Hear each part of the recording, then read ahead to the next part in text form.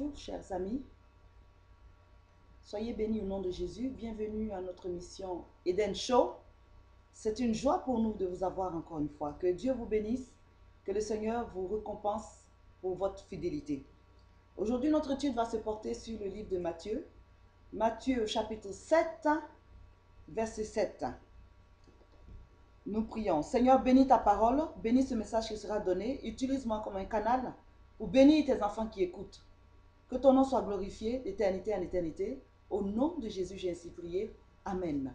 Alors, prenons nos Bibles dans Matthieu chapitre 7, verset 7. La version Louis II, je lis. Demandez et l'on vous donnera. Cherchez et vous trouverez. Frappez et l'on vous ouvrira.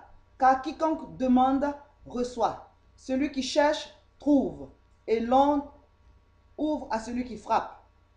Lequel de vous donnera une pierre à son fils s'il lui demande du pain? Ou s'il demande un poisson, lui donnera-t-il un serpent? Si donc, méchants comme vous êtes, vous savez donner de bonnes choses à vos enfants, à combien plus forte raison votre Père qui est dans les lieux célestes donnera-t-il de bonnes choses à ceux qui les lui demandent? À combien plus forte raison votre Père qui est dans les cieux, donnera-t-il de bonnes choses à ceux qui les lui demandent? Voici la parole de Dieu pour ce matin. Notre méditation, c'est sur la demande. Le Seigneur nous demande ici de demander. Nous devons demander pour recevoir. Parce que c'est très clair. Il dit, demandez et l'on vous donnera. Cherchez et vous trouverez. Frappez et l'on vous ouvrira. Donc, il est très important de demander. Celui qui ne demande pas, il ne va pas recevoir comme il se doit. Nous pouvons recevoir, c'est vrai. Dieu nous bénit, Dieu prend soin de nous, mais nous n'atteignons pas le maximum parce que nous ne demandons pas. Nous sommes limités. La Bible dit que Dieu fait pleuvoir sur les méchants et les bons. C'est-à-dire ceux qui ne croient pas et ceux qui croient. Ils reçoivent. Quand il pleut, tout le monde en profite. Mais Dieu veut te donner davantage. Dieu veut te donner plus que assez. Parce qu'il est le Dieu de plus qu'assez. Avec Abraham, il a dit, je suis le Dieu plus qu'assez. C'est-à-dire, quand il donne avec abondance, sans mesure. Il donne sans calculer. La preuve, il a donné son fils Jésus-Christ. Il a donné sans mesure. Parce que pour que quelqu'un donne sa vie, je ne connais pas beaucoup de gens sur cette terre qui accepteraient de mourir pour moi ou pour toi. Personne ne va donner sa vie. Quand il s'agit de donner sa vie, on peut tout nous donner, mais quand il s'agit de donner la vie, vous allez voir que beaucoup vont reculer. Nous tous, je ne suis pas sûr de pouvoir donner ma vie pour quelqu'un. Mais Jésus l'a fait, Dieu l'a fait. Il est venu en la personne de son Fils. Il a accepté de mourir sur la croix pour que toi et moi nous soyons sauvés. Il a donné sans mesure. Il n'y a pas plus grand don que ce don-là, donner sa vie pour l'humanité, pour que toi et moi nous soyons sauvés, afin que nous n'allions pas en enfer. Parce qu'à cause du péché adamique, nous étions sur la route de l'enfer. Il fallait que Jésus donne sa vie pour que toi et moi, nous puissions recevoir la vie éternelle en l'acceptant, en confessant qu'il est le Christ, en confessant qu'il est notre Père, en l'acceptant comme Seigneur et Sauveur.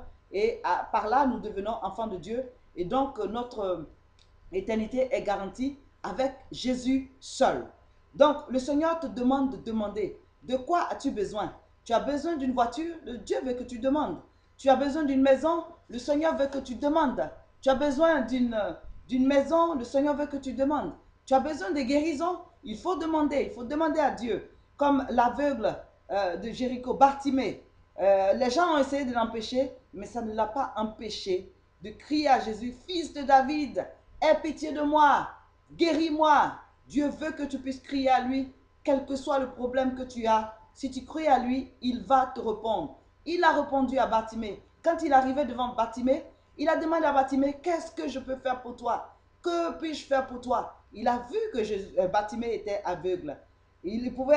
Bartimée, s'il voulait être impoli, pouvait dire, mais tu vois bien que je ne vois pas. Mais c'est parce que Jésus veut que tu demandes, que tu puisses ouvrir la bouche et lui parler comme un ami, que tu puisses te confesser devant lui, que tu puisses pleurer devant lui. que tu puisses communiquer avec lui. Il veut parler avec toi. Il veut créer ce lien-là entre toi et lui. Il veut que tu lui parles, que tu lui dises exactement qu'est-ce qui ne va pas dans ta vie. Au travail, ça ne va pas, il veut t'entendre. Dans ton foyer, ça ne va pas, il veut t'entendre. Dans ta vie, ça ne va pas, il veut t'entendre. Tu n'as pas atteint les objectifs que tu désires encore dans ta vie, il veut que tu lui parles. Il sait, il te connaît, il sait ce que tu souffres. La Bible dit qu'il voit une fourmi noire sur une pierre noire dans la nuit noire. Il sait tout. Il sait quand tu es né, il sait où tu habites, il sait comment tu t'appelles, il connaît ton avenir, il sait, c'est lui qui t'a créé, il sait tout. Mais il veut avoir ce temps de communication, d'échange avec toi. Vous savez, dans un foyer, quand un homme aime une femme ou une femme aime un homme, ils doivent communiquer, ils doivent se parler, ils doivent se dire, oh chérie, je t'aime, oh mon amour. Vous voyez, c'est ce genre de choses est nécessaire. Le Seigneur veut entendre, il veut développer une relation avec toi. Il veut parler avec toi et il veut te parler. Il veut communiquer, il veut qu'il y ait un temps de tendresse, un temps d'amitié, un temps d'amour paternel et filial entre toi et lui. Et en tant que sa fille, en tant que son fils, il veut développer ce lien-là avec toi. C'est pourquoi il te demande de demander. Il ne te demande pas de demander pour la forme ou bien parce qu'il veut t'humilier. Non, mais il veut créer ce lien-là, cette relation avec toi où le père parle à son fils et le fils parle à son père. Il a besoin de toi. C'est pourquoi tu dois trouver le temps, créer le temps pour prier, pour demander à Dieu. Tout ce que tu veux entreprendre, tu dois pouvoir demander à Dieu. Tu dois lui parler sincèrement. Voilà tel chemin que je vais faire. Qu'est-ce que je dois faire? Quelle est ta volonté? Jésus l'a fait au jardin de Gethsemane. Il a demandé à Dieu. Il dit, voici que c'est difficile. Je vais devoir mourir. Je sais que je dois être cloué. On doit mettre des clous dans mes mains. On doit me frapper. On doit cracher sur moi. C'est dur. Je dois quitter ce monde. Mais Père, pas ma volonté. Que ta volonté soit faite. Il parlait incessamment avec Dieu à chaque tournant de sa vie. La Bible dit qu'il a fait 40 jours de jeûne. Il s'est isolé, il a parlé à Dieu, il a prié. Quand il est revenu, la Bible dit qu'il était rempli de la puissance de Dieu. Tu as besoin de la puissance de Dieu pour faire tomber les barrières dans ta vie. Tu as besoin de la puissance de Dieu pour faire évoluer ta vie. Tu as besoin de la puissance de Dieu pour être fortifié, pour être béni, pour être régénéré, pour être maintenu jusqu'à ce que Jésus revienne. Parce que si tu n'as pas une vie de prière, tu peux fléchir. L'ennemi rôde. Alors que pendant que tu pries, tu es sanctifié, tu es purifié. Le Seigneur nous promet que si nous demandons quelque chose en son nom, il le fera. Dans Jean chapitre 14. Jean chapitre 14, versets 13 à 14. Il dit ceci. Et tout ce que vous demanderez à mon nom, je le ferai. Afin que le Père soit glorifié. Voyez, quand Dieu veut faire des grandes choses pour nous, c'est pour la gloire de Dieu, pas pour nous montrer, pas pour montrer notre gloire, pas pour démontrer quelque chose, mais pour seulement la gloire de Dieu. Dieu veut démontrer sa gloire dans ta vie. Quel que soit ce que tu souffres, ne t'inquiète pas, mais demande. Parce que Jésus a promis dans Jean 14, chapitre 14, verset 13 à 14, il dit, tout ce que vous demanderez à mon nom, je le ferai, afin que le Père soit glorifié. Et au verset 14, il dit, toujours dans le même chapitre de Jean, il dit, si vous me demandez quelque chose, si vous demandez quelque chose en mon nom, je le ferai. Voilà la promesse qu'il te donne. Tout ce que tu demanderas au nom de Jésus, il le fera. Si c'est dans sa volonté, si ce n'est pas pour tuer quelqu'un, si ce n'est pas en dehors de sa volonté, si tu ne convoites pas le bien d'autrui, il le fera parce qu'il est fidèle. Il a dit, tout ce que vous demanderez à mon nom, je le ferai. Voici la promesse de l'Éternel, de Dieu, de Jésus, avant qu'il ne quitte cette terre. Il dit, tout ce que vous demanderez à mon nom, je le ferai. Tu dois être sûr qu'il le fera, parce que rien ne lui est impossible. Et rien ne lui est impossible. Il a autorité sur le monde. Il a autorité sur toutes les situations. Ta situation que tu crois aujourd'hui impossible, il peut le faire. Mais seulement, il veut que tu viennes, que tu crées le moment pour pouvoir parler avec lui, passer du temps avec lui.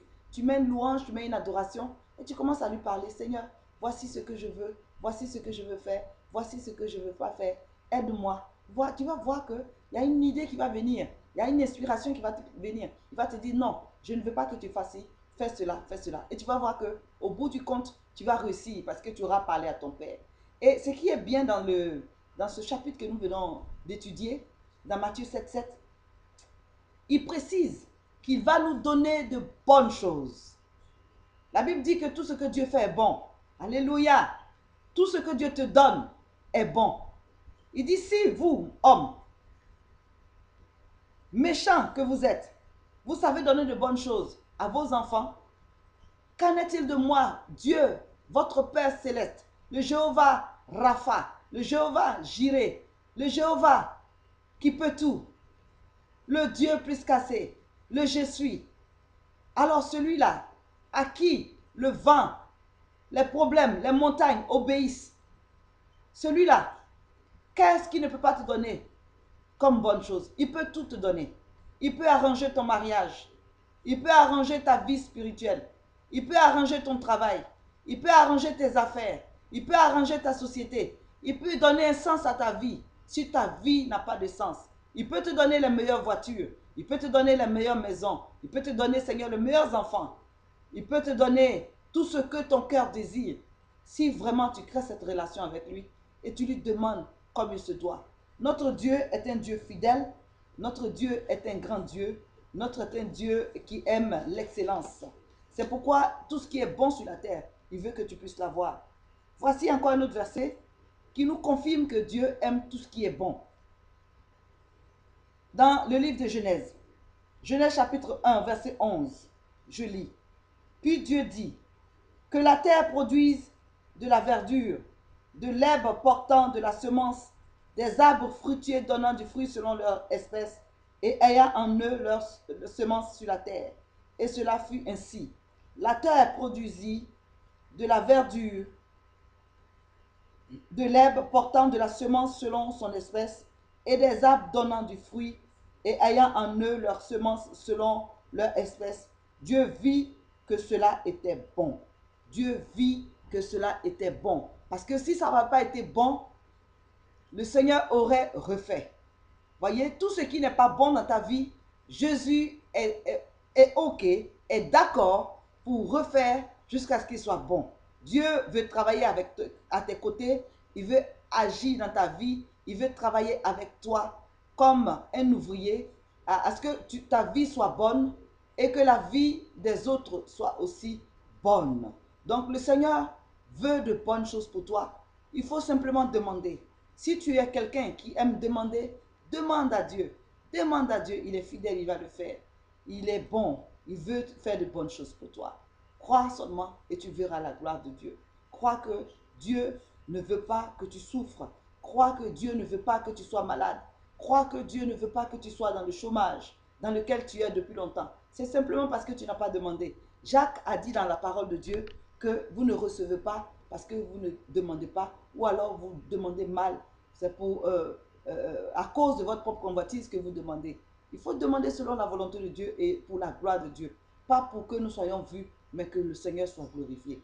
Que le Seigneur vous bénisse, que le Seigneur exauce toutes vos prières. Lorsque vous allez créer ce temps, cette relation de communication, cette relation de père et de fils entre lui, vous allez voir que les choses vont en changer dans votre vie et que votre vie va resplendir et la gloire de Dieu va briller sur vous. Partout où vous irez, les gens verront que la gloire de Dieu est sur vous. Que Dieu vous bénisse, soyez fortifiés, soyez bénis. Croyez que tout ce que vous demanderez, il le fera, il est fidèle.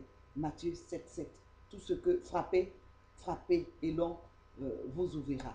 Frappez, frappez, frappez. Frappez à la porte du travail, frappez à la porte de la santé, frappez à la porte du succès, frappez à la porte des grandes choses que vous voulez faire. Frappez, frappez à la porte de l'Éternel. Il a la réponse à tous les problèmes. Que le Seigneur vous bénisse et à très bientôt sur notre mission Eden Show. Ça a été un plaisir pour nous de vous avoir. Soyez bénis dans le nom de Jésus. À bientôt. Au revoir.